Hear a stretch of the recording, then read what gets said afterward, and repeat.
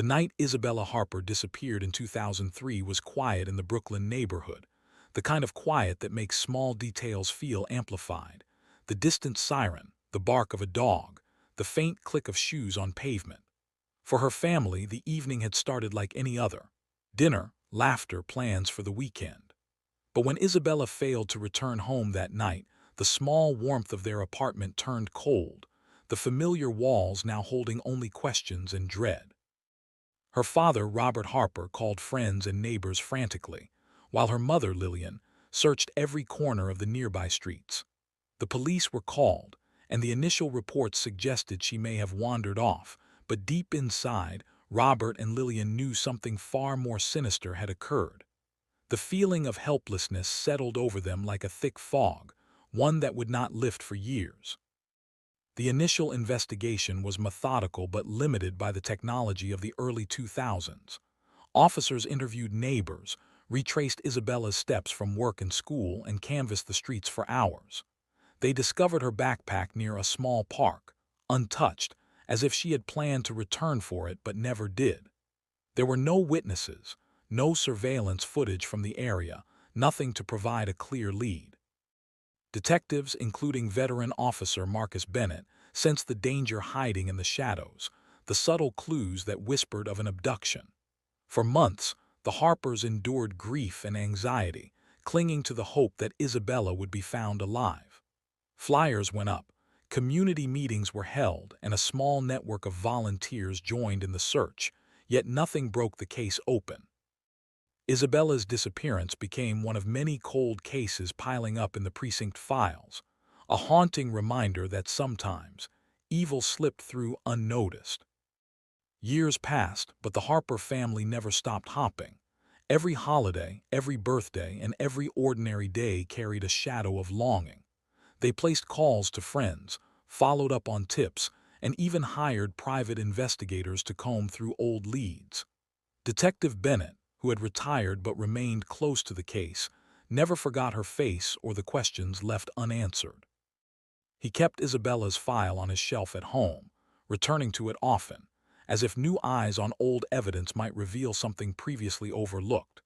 Then, in 2018, a small breakthrough arrived through the burgeoning field of genealogy databases. A distant relative's DNA submission inadvertently intersected with biological evidence from Isabella's case, sending ripples of shock and anticipation through the investigative team. The discovery of the DNA connection reignited the investigation in ways no one had anticipated. Officer Jenna Morales, newly assigned to cold cases, meticulously reviewed every piece of evidence, revisiting crime scene photos, witness statements, and forensic samples. The DNA from a trace left near the backpack matched a profile uploaded to a genealogy database, pointing toward a suspect who had never been considered. For the Harpers, the news was overwhelming. Relief, anxiety, and a cautious optimism tangled together as they learned that someone, finally, might be held accountable.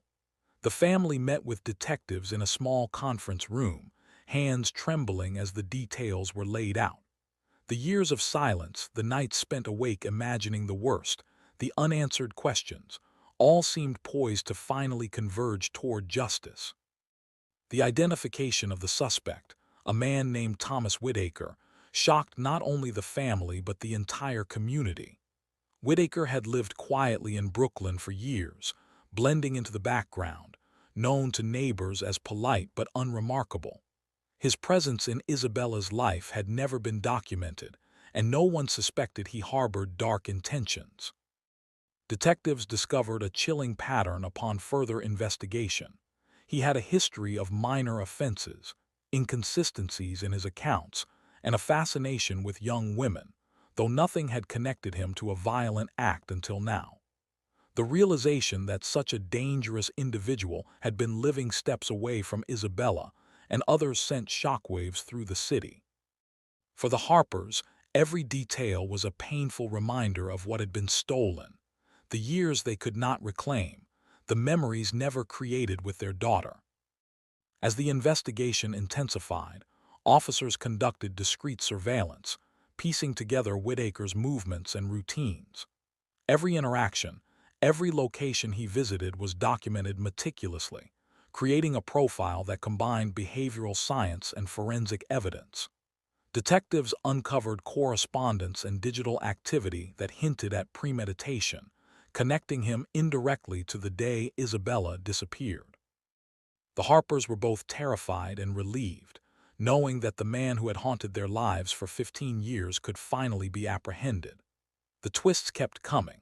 Neighbors who had seen Whitaker behaving suspiciously years ago came forward, realizing in hindsight that minor oddities were clues long ignored.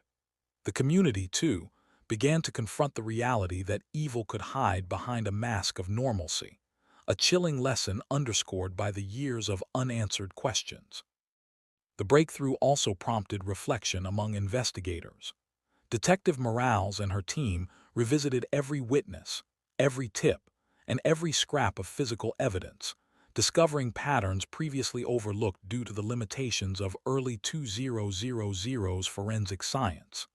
They reanalyzed trace evidence from Isabella's clothing, dusted for prints that had been deemed unusable, and cross-checked databases with modern technology. Every step brought clarity, a mosaic of proof that grew more compelling with each analysis. For Robert and Lillian, the process was both painful and cathartic. Each discovery brought them closer to understanding the reality of Isabella's final moments. They experienced moments of heartbreak, imagining the trauma she must have endured, but also moments of hope, realizing that every fact brought the truth closer to light. The first formal interviews with Whitaker were conducted under controlled conditions, the officers careful to document every response. His demeanor, a mixture of evasiveness and mild irritation, revealed little, but inconsistencies emerged as questions delved deeper into his past and movements.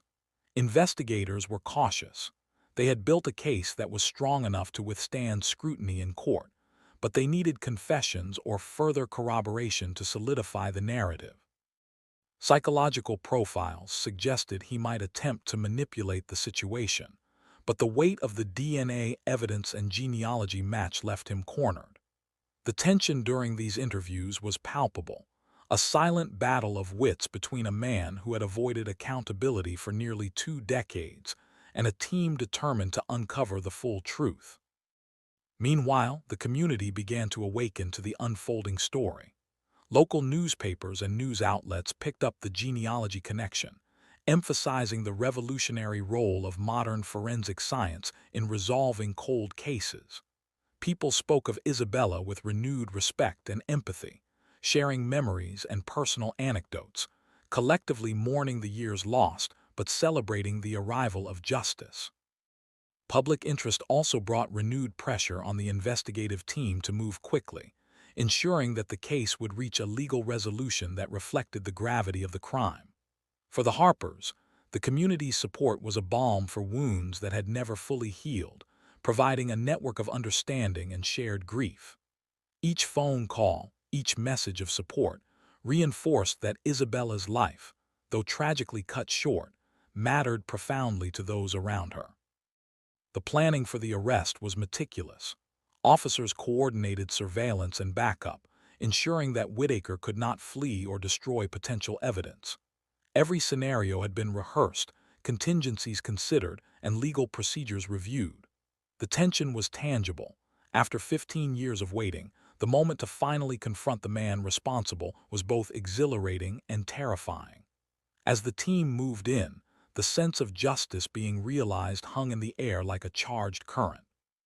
For Detective Morales, years of dedication had led to this singular point, a convergence of science, intuition, and perseverance.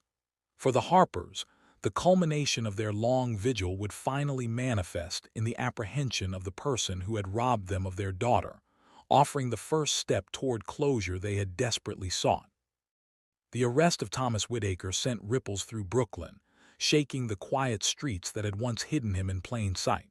For Isabella's parents, Robert and Lillian Harper, it was an emotional collision of relief, sorrow, and disbelief.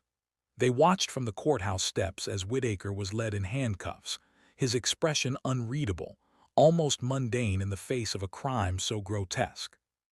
The years of uncertainty, the endless nights imagining what might have happened, all coalesced into a single moment that felt both vindicating and unbearably heavy.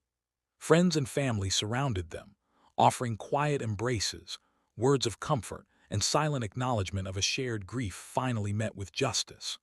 The crowd of onlookers, reporters, and neighbors seemed to hold its collective breath, knowing that the man who had haunted their community for so long would finally be confronted. Inside the interrogation room, Whitaker's demeanor began to crack under the weight of mounting evidence.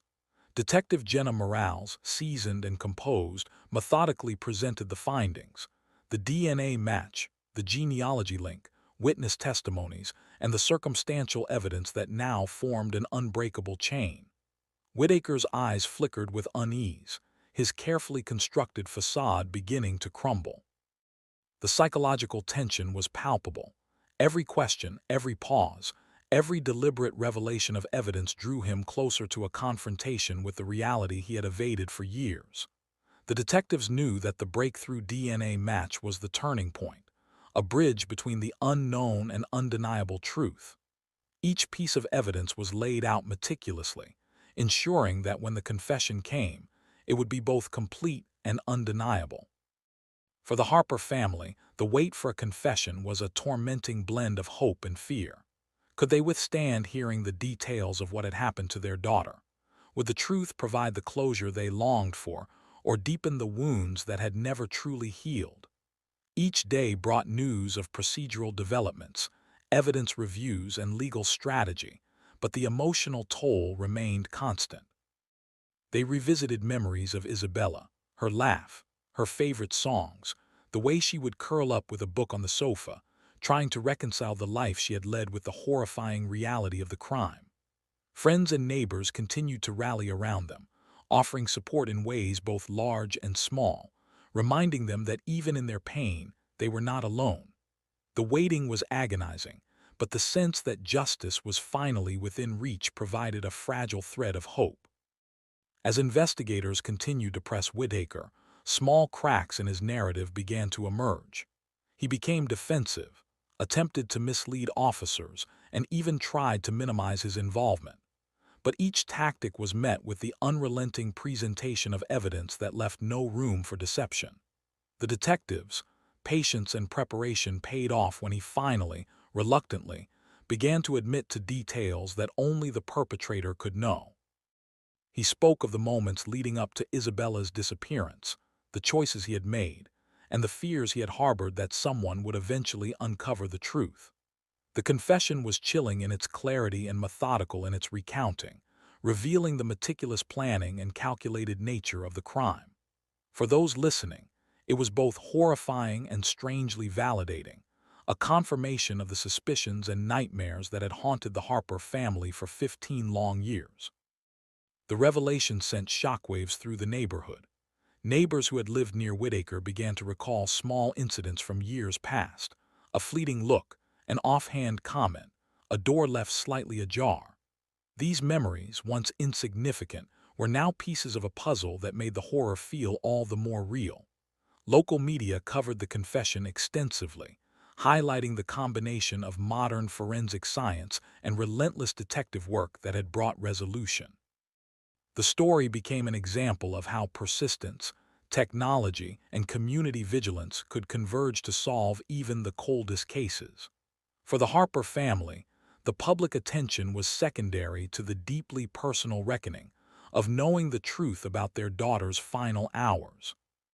Whitaker's trial was a drawn-out affair, filled with emotional testimony, expert witnesses, and meticulous documentation of the evidence gathered over nearly 2 decades. Detective Morales testified about the genealogy breakthrough, the DNA match, and the painstaking steps taken to ensure the integrity of the investigation. Isabella's parents faced the harrowing task of recounting their memories and the impact of her absence, each word a mixture of grief, courage, and determination. The courtroom was tense, the weight of years of unanswered questions pressing down on everyone present. Legal teams presented arguments, cross-examined witnesses, and scrutinized every detail, but the evidence was overwhelming, the narrative cohesive, and the confessions undeniable. The culmination of years of work, heartache, and unyielding determination was reaching its final form. Outside the courtroom, the community grappled with the duality of relief and outrage. Relief that Isabella's killer had been caught, and outrage that someone had lived among them undetected while harboring such a dark secret. Support networks formed around the Harper family, offering counseling, assistance, and a space to grieve publicly and privately. Conversations about safety, awareness, and vigilance became more frequent, highlighting the need for community engagement in preventing similar tragedies. The city collectively mourned Isabella while celebrating the breakthrough that had ended the long, torturous uncertainty. Her story, once a painful mystery, now carried the promise of closure and the affirmation that justice, though delayed, was possible. The Harper family, though devastated by the loss, found solace in the knowledge that the person responsible for Isabella's disappearance had been held accountable. For them, every procedural step, every testimony, every confirmation of evidence was a step toward reclaiming a measure of peace. They organized memorials, established scholarships in Isabella's name, and participated in advocacy for cold case investigations, channeling their grief into purpose. Detective Morales, reflecting on the case, recognized the power of perseverance, science, and meticulous work in achieving what had once seemed impossible. The DNA breakthrough and confession were more than just tools of justice. They were symbols of hope for families still searching for answers, proof that even the longest-standing mysteries could be unraveled. The story of Isabella Harper would continue to resonate through the community for years, a testament to the endurance of those who refuse to accept ambiguity in the face of tragedy. Whitaker's conviction marked the end of a nightmare, but the echoes of his actions remained a reminder of the fragility of safety and the importance of vigilance, empathy, and resilience. Each detail of the investigation, each twist of the forensic and genealogical breakthroughs, and each emotional confrontation with the truth underscored the complexity of justice. For the Harper family and for the broader community, the long road from uncertainty to resolution illustrated that truth, no matter how deeply buried, could eventually rise, and that hope, even after years of darkness, was never entirely lost. The courtroom was tense, the air thick with anticipation and unspoken emotion. 15 years had passed since Isabella Harper vanished from her Brooklyn apartment, leaving behind a void that could never be filled. Now, as Thomas Whitaker's trial unfolded, every word spoken seemed to reverberate through the walls, echoing the pain of years of unanswered questions. Witnesses testified, painting a picture of a young woman full of life, dreams, and an unshakable spirit, and the contrast with the brutality of her final moments was almost unbearable. Her parents, Robert and Lillian Harper, sat side by side, holding each other's hands tightly, drawing strength from one another, as they listened to the painstaking reconstruction of the events that led to her disappearance. The prosecution meticulously walked the jury through the DNA evidence that had cracked the case wide open. Genetic genealogy had linked Whitaker to a distant relative, a breakthrough that ultimately pointed investigators to him. For the Harper family, it was astonishing how modern science could reach across decades, unraveling secrets that had been buried in silence. Detective Jenna Morales recounted the painstaking work done by forensic teams, the hundreds of hours analyzing, cross-referencing, and verifying each lead, knowing that any mistake could let a killer walk free. The courtroom watched with rapt attention as the chain of evidence was laid bare, each link solidifying the undeniable truth of Whitaker's guilt. Whitaker's own testimony became a chilling spectacle of self-preservation and eventual unraveling. Initially calm and composed, he began to falter under the weight of the DNA evidence, witness accounts, and the persistence of the investigators. His version of events shifted, inconsistencies emerging that only further confirmed the prosecution's case. He attempted to downplay his involvement, claiming confusion and memory lapses, but the meticulous forensic timeline and corroborating evidence left him no room to maneuver. As he spoke, the tension in the courtroom became almost unbearable. Every eye was fixed on him. Every breath seemed to hold the collective anxiety of years of uncertainty, grief, and fear, finally converging into the present moment. Outside the courthouse, community members gathered, many of them who had known Isabella or lived near the neighborhood during those years. Conversations swirled about how someone could have committed such a crime unnoticed, the importance of vigilance, and the remarkable breakthroughs that had brought justice so many years later. The public's engagement was heightened not by morbid curiosity, but by the profound realization of what dedicated investigation and modern technology could achieve. Newspapers and media outlets covered the trial extensively, emphasizing both the tragedy and the triumph of uncovering long-hidden truths, capturing the emotional gravity of the Harper family's journey and the relentless pursuit of justice. As testimony continued, the emotional toll on Isabella's parents was immense. Recounting her last known movements, sharing the fear and helplessness they had felt, and facing the man responsible for their daughter's death brought tears, gasps, and quiet sobs from the audience. Every detail of Isabella's life, now juxtaposed with the horror of her loss, reinforced the unimaginable pain endured for over a decade. Yet intertwined with that sorrow was a profound sense of vindication. The certainty that the person responsible was finally held accountable, that the nightmare that had shadowed their lives was reaching its long-awaited conclusion. The legal battle was intense, but the evidence was overwhelming. The combination of DNA confirmation, genealogy analysis, and investigative diligence created a narrative impossible to refute. Expert witnesses explained the technicalities of the genetic matches, the chain of custody for forensic samples, and the corroboration of witness statements. Each step of the prosecution's argument reinforced the certainty of Whitaker's guilt.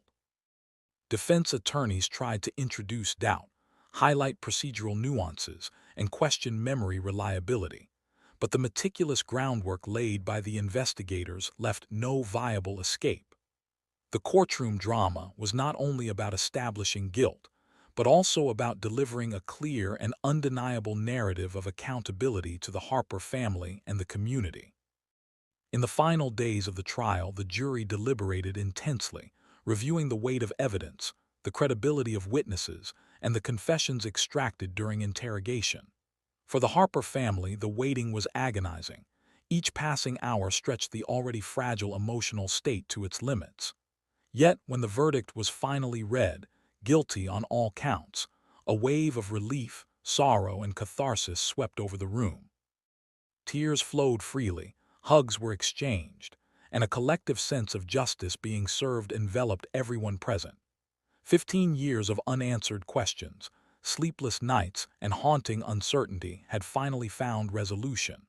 The acknowledgement of truth brought a closure that had once seemed impossible, validating the patience, perseverance, and unwavering belief in justice that had carried them through. Following the verdict, the Harper family slowly began to rebuild their lives. They organized memorial events, established scholarships in Isabella's memory, and actively participated in advocacy for cold case investigations, channeling their grief into purpose and meaningful action. Detective Morales and the investigative team received commendations for their tenacity and innovation, particularly for leveraging genetic genealogy to finally uncover the truth. The case became a landmark example for law enforcement agencies across the country, demonstrating the evolving power of technology, diligence, and methodical investigative techniques in solving cold cases. Isabella Harper's story, tragic yet ultimately resolved, stood as a testament to the resilience of families, the dedication of investigators, and the unyielding pursuit of justice that refuses to be silenced by the passage of time. Years later, the neighborhood that had once been shrouded in fear began to heal.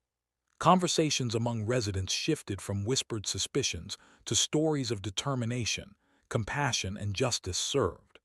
The Harper family, while forever marked by loss, found strength in the knowledge that Isabella's life and story had not been forgotten, that her memory had prompted change and awareness, and that the man responsible had been held fully accountable. The convergence of grief, science, persistence, and community support demonstrated that even the darkest mysteries could be illuminated, and that hope, no matter how long deferred, could eventually prevail.